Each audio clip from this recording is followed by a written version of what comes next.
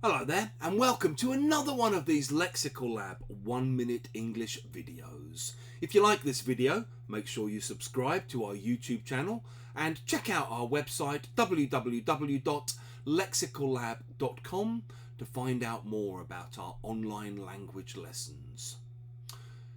Every Wednesday morning I teach a group of Ukrainian teachers, many of whom are still living in Ukraine.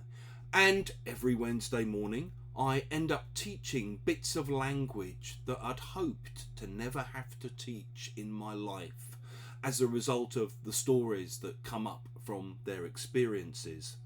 Today, one of my students was telling me how she was recently walking in a forest near her house when she came across a couple of teenage boys who were covered in blood. As she talked to them, she realised that what had happened was that they'd somehow managed to set off a booby trap that had been left in the forest by the Russians. A booby trap is a device that's designed to kill or to harm other people, and it's usually triggered by the presence or the actions of its victims. In this particular instance, these two teenage lads had somehow set off a tripwire, a wire that had been laid along the ground that they'd tripped over, and this had set off the explosion that had harmed them. Booby trap is a noun, so you can talk about setting off booby traps.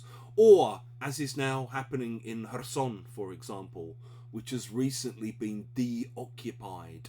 Sappers, this special department of the military, go in and try to defuse and deal with the booby traps.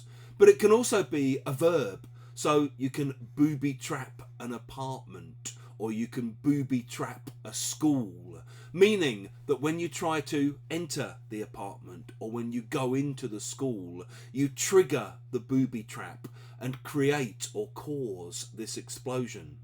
It can also be used as an adjective, so you can talk about booby trapped cars. You know, maybe a bus ends up exploding after a collision with a booby trapped car, a car that's had a booby trap placed into it. If you've enjoyed this video, please do click the like button. Please share it with your friends, your students, your colleagues, and in the comment section below.